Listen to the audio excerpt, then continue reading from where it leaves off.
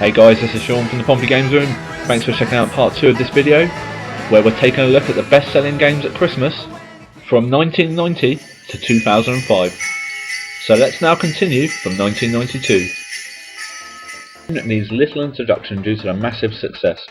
Released in Japan and North America in late 1992, around the same time as the Super Mario Land 2, this was another very popular Mario game during the festive period.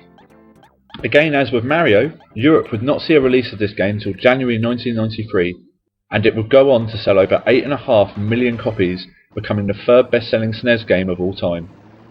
The object of this game was to take control of any of the 8 playable characters, each with differing capabilities to guide them through your chosen game mode. With 2 single-player modes and 3 cups to play at the beginning of the game, there was plenty to keep both Mario and racing games in thrall. Tracks on this game were themed around the Mario game series, with power-ups and coins also incorporated. You could also change between 50cc and 100cc if you wished to try a slightly quicker game. There was also a bonus 150cc cup should you completed all 3 cups before. This game received much praise for innovations in racing games on the SNES due to the successful use of Mode 7 graphics. Mode 7 is basically a graphics engine that only the Super Nintendo was capable of using at the time, which allowed background layers to both be rotated and scaled during gameplay. It also kick-started the kart racing style for racing games, with many developers starting to release similar games to this in the coming years. Even the Sonic series saw a kart racing game, which I'm sure was massively influenced by Super Mario Kart.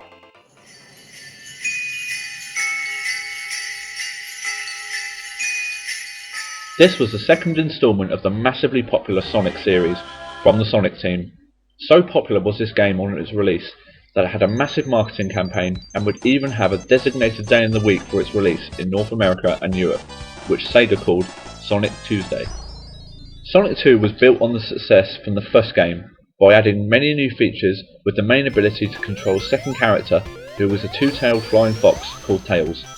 This meant that you could now play co-op, with the only drawback being once Tails drops off the side of the screen, he would need to rejoin you by flying back to your location towards the end of the level. We also saw the first Super Sonic on this game for the first time. Super Sonic was a variation of the Sonic Blue character, where he turned yellow and became invincible. There was also a 2-player versus mode on this game, where you could race through levels of the game and special stages as either Sonic or Tails. For this feature, the screen would be divided into 2, which would allow each player to control one half of the screen and their character independently. Sonic 2 was also longer than the first game, as it now had 11 stages. They added some new style levels and also redesigned levels from the first game and totally overhauled the bonus stages on this game. Just as a side note, this game would actually get an add-on in 1994 with Sonic & Knuckles. As well as working as a standalone game, through a system dubbed Lock-On Technology, Sonic & Knuckles acts as an expansion pack to the Sonic the Hedgehog 2 and Sonic the Hedgehog 3 games, the latter of which was developed in tandem with. This game was a huge hit for Sega and brought their market share up to 50% within 6 months of its release. It would go on to sell 400,000 copies in the first week alone and end up selling 6 million copies in its lifetime.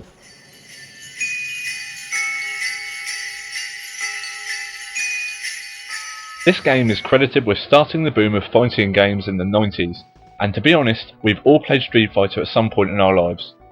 It was released in Japan and then North America, and then Europe a month or 2 after. It would also be the beginning of many variations of this game, such as Street Fighter 2 Champion Edition, Hyper Fighting, and Turbo. For those of you that haven't ever played Street Fighter 2, it's a game that allows you to choose from 8 playable characters and fight one-on-one at close quarter combat in a series of best 2 out of 3 matches. The objective each round is to use your character's special moves and fighting styles to beat your opponents before the time expires. In the single player mode to this game, the player faces off against the other 7 characters before proceeding to the final opponents, which are 4 non-selectable CPU controlled bosses. This game was the first version that Capcom produced for the Super Nintendo, and it improved upon many concepts introduced in the first game, including the use of command-based special moves and a 6-button configuration, while offering players a selection of characters to choose from. Capcom, the creators of this game, also released the Capcom Power Stick Fighter on the back of the success of this game. The Power Stick had a joystick controller made specifically for this game, and was also backward compatible with NES versions of Street Fighter. This was an extremely popular game for the SNES and went on to sell over 6 million copies worldwide.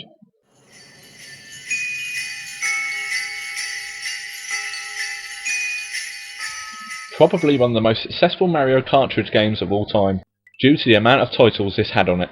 Nintendo incorporated Super Mario Bros., Lost Levels, which is also known as Super Mario Bros. 2 in Japan, Super Mario Bros. 2, that was called Super Mario USA in Japan, and Super Mario 3 onto this one cartridge.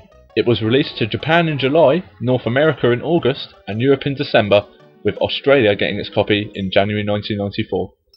I can clearly remember this game being one of the most sought after presents when I was in primary school in 1993. Some of my best friends all had Nintendos, and it was all they talked about.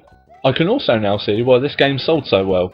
As for parents, Santa Claus, giving a SNES console as a present to kids this year would have been able to get hold of a game that had 4 other titles on it. So this would mean pretty much getting 4 games for the price of one, even though this cartridge was usually a bit more expensive than any other SNES games out at the time. So well this game sold that it would go on to become Nintendo Player's Choice Game of the Year and sell over 11 million copies worldwide.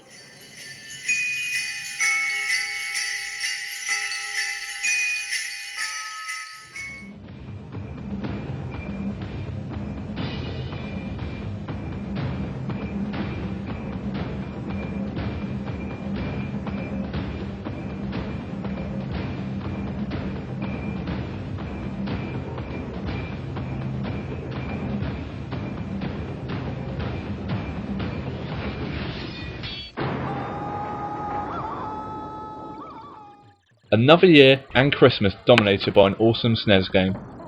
This 2D side-scrolling platform game was huge on its release in November 1994 and would go on to win many awards for its animation and gameplay, which contributed to the fact that this game would go on to sell a whopping 9 million copies. Donkey Kong Country is a pretty big game as it has 40 different side-scrolling levels, the object of the game being to recover Kong's banana hoard, which has been stolen. And this game consists of everything from swimming, riding a minecart, launching out of barrels and cannons, or swinging from vine to vine, and will keep players entertained for hours on end. You could gain extra lives by collecting the letters K-O-N-G, extra life balloons, and golden animal tokens, led to bonus levels throughout the game. You would also be introduced to another character during this game, in Diddy Kong, who would go on to get his own game series down the line. In several levels, players gain assistance from a variation of animals, which are found by breaking open the crates. These helpers include a rhino, an ostrich, a swordfish, a frog, and a parrot. Each animal can be found throughout the different themed levels on this game. Donkey Kong Country also had a 2-player game mode, one of which was a mode called Contest. The object of this was to take turns at completing each level and trying to complete it in the quickest time. The game would later be bundled with the SNES and was rated in the 90th best game ever made on a Nintendo system by Nintendo Power's Top 200 Games list in 2006. A must-have game for gamers in 1994.